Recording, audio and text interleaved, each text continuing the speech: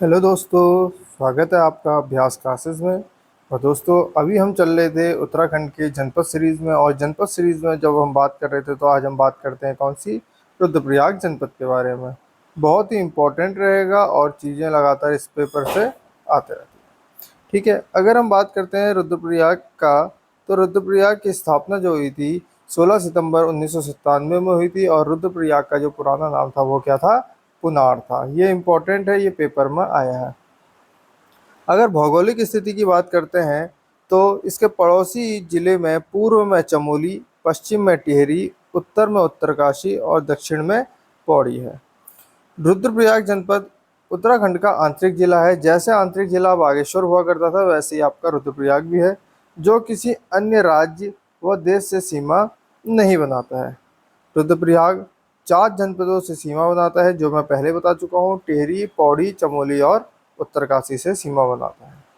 अगर हम रुद्रप्रयाग में राष्ट्रीय राजमार्गों की बात करते हैं तो यहाँ पर NH 107 जो रुद्रप्रयाग और गौरीकुंड के मध्य है, तथा NH 7 जो दिल्ली, रुद्रप्रयाग, बद्रीनाथ और माणा के मध्य है। ठीक है,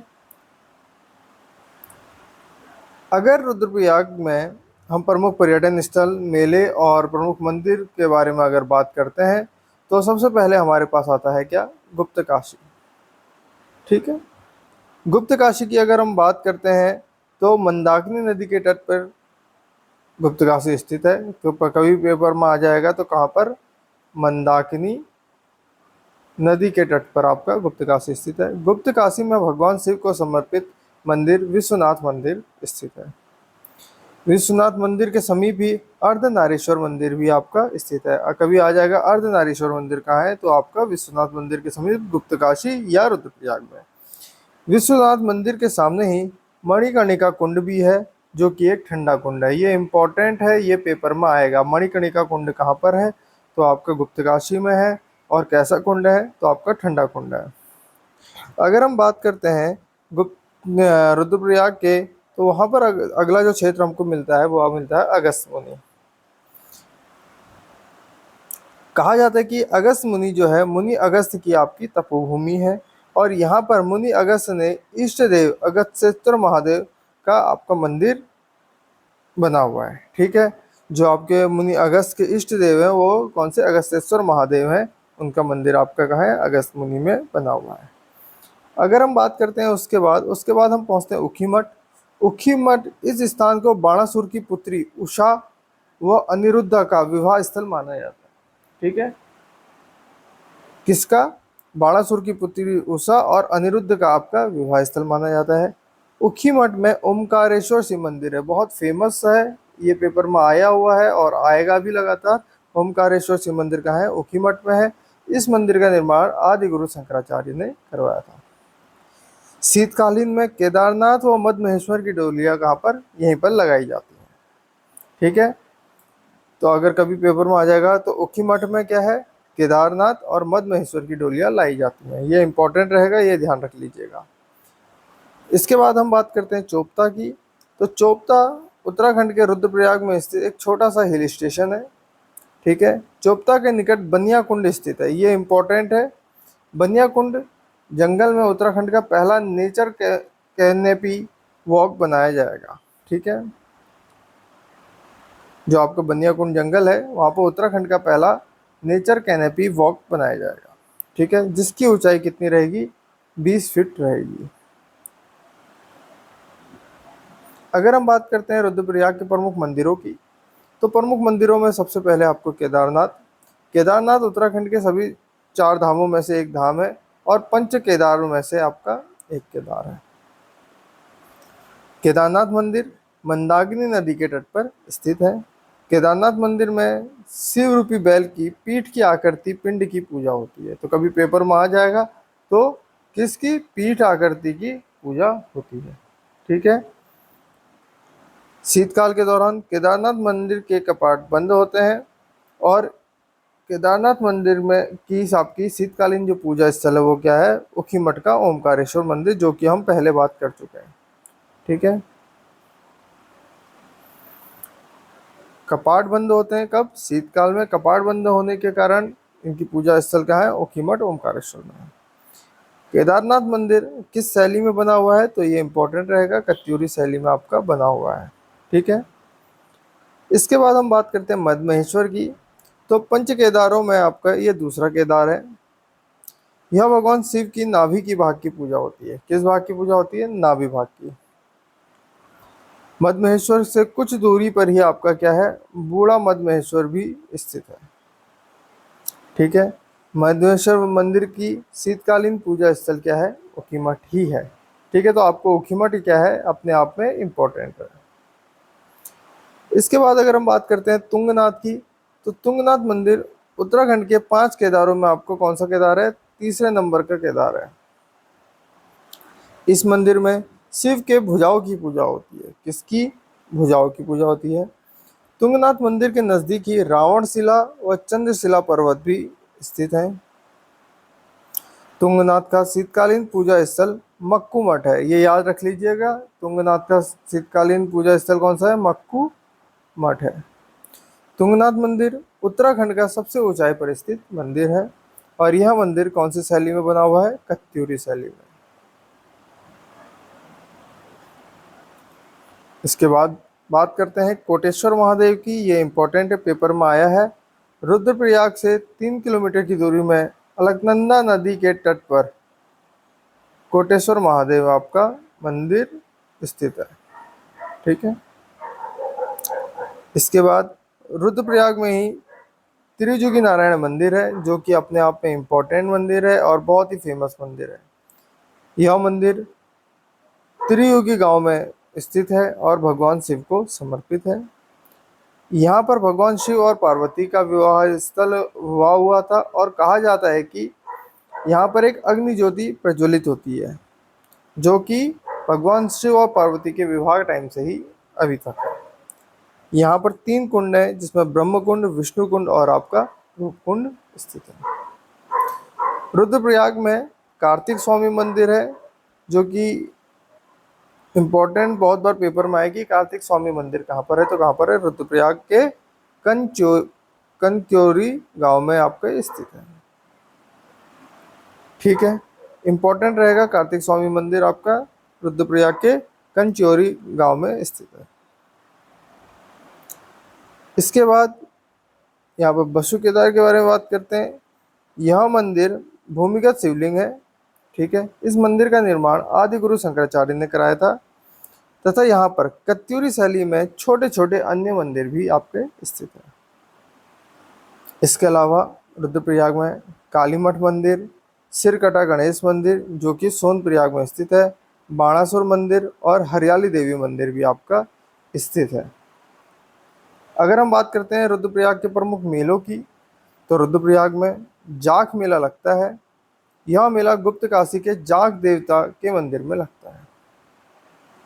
इस मेले का आयोजन वैशाख माह में किया जाता है। कब किया जाता है इस मेले का आयोजन? वैशाख माह में किया जाता है।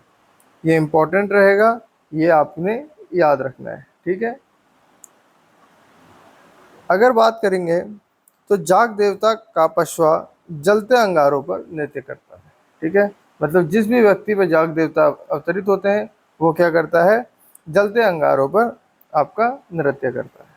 ठीक है, तो ये भी आपको क्या करना है? इम्पोर्टेंट रखना है, ये पेपर में आ सकता है। इसके बाद अगर हम बात करते हैं तो दूसरा मेला जो यहाँ पर आपका लगता है वो कौन सा लगता है? तो दूसरा मेला आपका यहाँ वो लगता है भतूज मेला या अन्नकूट मेला। ठीक है, कौन सा मेला? भतूज मेला या अन्नकूट मेला। ये मेला केदारनाथ में रक्षाबंधन से एक दिन पूर्व लगता है। कब लगता है? रक्षाबंधन से एक दिन पूर्व। और भगवान शिव के स्वयंभू लिंग की आपकी यहाँ पर पूजा की जाती है। ठीक है, भगवान शिव के स्वयंभू लिंग की पूजा यहाँ पर की जाती है। भतूज मेला या आपका अन्नकूट मेला। इसके अलावा यहाँ पर जो मेला लगता है वह है मठियाणा मेला। यह मेला रुद्रप्रयाग के जखोली विकासखंड के भरदार में मठियाणा माँ के मंदिर में लगता है। ठीक है। इसके अलावा यहाँ पर हरियाली देवी मेला और वासुदेव मेला भी लगता है। अगर रुद्रप्रयाग के प्रमुख यात्रा की बात करते हैं तो यहाँ पर मंदड़ा माई की जात ये यात्रा होती है। यह यात्रा ऊखीमठ विकासखंड के मध्य महेश्वर घाटी में आयोजित होती है, जहां पर मरना माई की डोली राशि गांव से मनी बुग्याल तक जाती है। वह फिर वापस राशि गांव के राकेश्वरी मंदिर में लाई जाती है। ठीक है। अगर रुद्रप्रयाग में नदी तंत्र, ताल और कुंडों की बात करते हैं तो नदी तंत्र में हम मंदाकिनी नदी के बारे में बात करेंगे, जो कि मध्यांचल श्रेणी कहाँ पर है, केदारनाथ, या अगर हम मध्यांचल श्रेणी पेपर में नहीं आ रहा है तो चौराबाड़ी ताल चौराबाड़ी ग्लेशियर से निकलती है और रुद्रप्रयाग में अलकनंदा से संगम करती है। याद कैसे करेंगे? रूम। ठीक है। मंदाकिनी नदी रुद्रप्रयाग में किससे? अलकनंदा से संगम करती है। अगर हम बात करते हैं मंदाकिनी की प्रमुख सहायक नदियों की, तो मंदाकिनी की प्रमुख सहायक नदी में सोनगंगा, जो कि आपकी वासुकी नदी है, ये सोनप्रयाग में मंदाकिनी से संगम करती है। इसके अलावा मधुगंगा, जिसका उद्गम स्थल मध्य महेश्वर के निकट है तथा कालीमठ के निकट मंदाकिनी से संगम करती है। क्यों जागाड़ नदी, जो कि चंद्रपुरी में मंदाकिनी से संगम करती है। ठीक है। इसके अलावा लस्तर नदी, जिसका उद्गम स्थल पवाली कांठ है और इसका संगम सूर्यप्रयाग में मंदाकिनी नदी से होता है। इसके अलावा अगर हम बात करते हैं रुद्रप्रयाग के प्रमुख ताल और झील की, तो यहाँ पर चौड़ाबाड़ी ताल है, जिसे गांधी सरोवर भी कहा जाता है। इस ताल को सरवदी ताल भी कहा जाता है। कौन सा ताल? सरवदी ताल भी कहा जाता है। कहा जाता है कि इस ताल में गांधी जी की अस्थियां विसर्जित की गई थी। यह ताल केदारनाथ मंदिर के ऊपर ही कुछ दूरी पर आपका स्थित है। ठीक है। इस ताल से मंदाकिनी नदी का उद्गम होता है। क्या होता है? इस ताल से मंदाकिनी नदी का उद्गम होता है। तो ये आपके लिए क्या करना है, ये याद रखने योग्य बात है। अगर हम बात करते हैं रुद्रप्रयाग की, तो राज्य की सबसे बड़ी आपदा जो कि केदारनाथ आपदा है, उसके बारे में भी बात करनी पड़ेगी, जो कि 16-17 जून 2013 में आई थी। कब आई थी? 16-17 जून 2013 में, जिसका कारण अतिवृष्टि और बादल फटना बताया गया था। केदारनाथ के ऊपर चौराबाड़ी ग्लेशियर टूटने के कारण चौराबाड़ी ताल टूट गया। वो मंदाकिनी नदी घाटी में बहुत तबाही हुई थी, जिसमें आपका जो बचाव कार्य है वो सेना द्वारा किया गया था। और इस कार्य हेतु आपका कौन सा ऑपरेशन चलाया गया था? ऑपरेशन सूर्य होप। अगर कभी आ जाएगा कि ऑपरेशन सूर्य होप कब चलाया गया, तो सूर्य होप कब चलाया गया? आपका 16-17 जून 2023 के पास चलाया गया। ठीक है। क्यों चलाया गया था? क्योंकि केदारनाथ में जो आपदा आ गई थी, उस आपदा से बचाव कार्य के लिए। ठीक है। इसके अलावा यहाँ पर देवरिया ताल है, जो कि ऊखीमठ के पास स्थित है। इसके अलावा भेकताल रुद्रप्रयाग में स्थित यह ताल कौन सा? अंडाकार ताल है। कैसा ताल है? अंडाकार ताल है। वासुकी ताल की बात करते हैं तो यह ताल संयुक्त रूप से टिहरी रुद्रप्रयाग में स्थित है। इस ताल में से सोनगंगा का उद्गम होता है। किसका उद्गम होता है? सोनगंगा का उद्गम होता है। ठीक है। इसके बाद आता है बधानी ताल, जो कि जखौली के बांगर पट्टी में स्थित है। अगर कभी आ जाए कि जखौली के बांगर पट्टी में क्या है, तो आपका बधानी ताल स्थित है। रुद्रप्रयाग के प्रमुख कुंडों की अगर हम बात करते हैं, रुद्रप्रयाग के अगर प्रमुख कुंडों की बात करते हैं, तो जिसमें ठंडे कुंडों की बात करेंगे तो सबसे पहले आपका अमृत कुंड आएगा। इसके बाद हंस कुंड आएगा, जो कि आपका केदारनाथ के निकट है। इसके बाद उदक कुंड आएगा, ये भी आपका केदारनाथ के निकट है। इसके बाद रेतस कुंड आएगा, फिर नदी कुंड, ब्रह्म कुंड, विष्णु कुंड, रुद्र कुंड, शिव कुंड, रुधिर कुंड, मणिकर्णिका कुंड, ये इंपॉर्टेंट रहेगा, ये आपका गुप्तकाशी के पास है। और सरस्वती कुंड, ये आपके इंपॉर्टेंट रहेंगे। अगर गर्म कुंडों की बात करते हैं तो गर्म कुंडों में गौरी कुंड और भौरी अमोला कुंड आपका रहेगा, जो कि इंपॉर्टेंट है। अगर यहाँ के बुग्यालों की बात करते हैं रुद्रप्रयाग के, तो बर्मी बुग्याल जो अपने आप में इम्पोर्टेंट है, ये आपका रुद्रप्रयाग में है बर्मी बुग्याल। इसके अलावा चोपता बहुत बार पेपरों में आया है, मद महेश्वर, कसनी खर्क, ये इम्पोर्टेंट रखिएगा कसनी खर्क को, ठीक है। और मंदनी बुग्याल कहाँ पर है? रुद्रप्रयाग में। अगर हम बात करते हैं कुछ समसामयिक घटना की जो हाल फिलहाल में कुछ रही है रुद्रप्रयाग से संबंधित, तो जिसमें रुद्रप्रयाग में उत्तराखंड का पहला नेचर कैनेपी वॉक आपका खोला गया, ठीक है। उत्तराखंड में चोपता रुद्रप्रयाग से लगे बनिया कुंड के जंगल में उत्तराखंड का पहला नेचर कैनेपी वॉक बनाया गया, जिसकी ऊंचाई कितनी होगी? 20 फीट, ठीक है। इसके अलावा केदारनाथ में आदि शंकराचार्य की मूर्ति स्थापित हुई।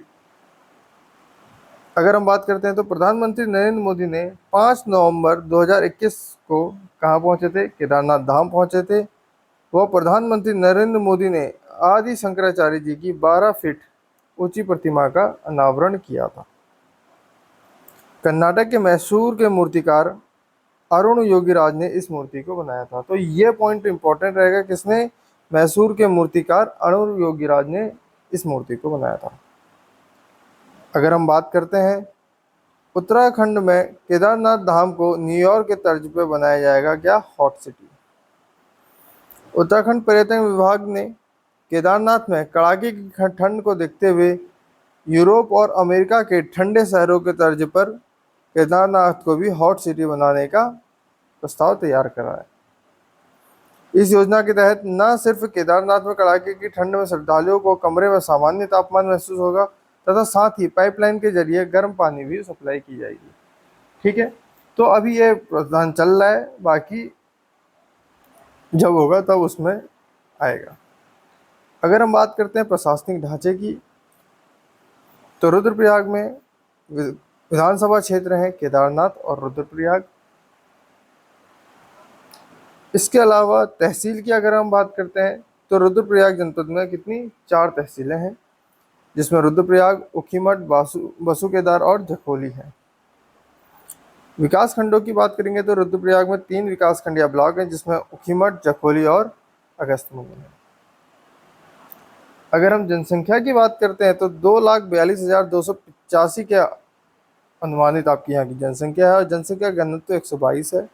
लिंगानुपात 14, साक्षरता कितनी है यहाँ की? 81.3। पुरुष जिसमें 93.90 है, तथा महिला साक्षरता आपकी 70.35 है, ठीक है। तो ये कुछ इंपॉर्टेंट चीज़ें थी रुद्रप्रयाग से संबंधित, तो ये आ सकती हैं पेपरों में, तो आपने क्या करना है, इनके नोट प्रिपेयर करके रखने हैं। बाकी कुछ और चीज़ें होंगी तो उसमें भी हम बात करेंगे। तो आज के हमारे रुद्रप्रयाग की वीडियो में इतना ही। Thank you so much, have a nice day.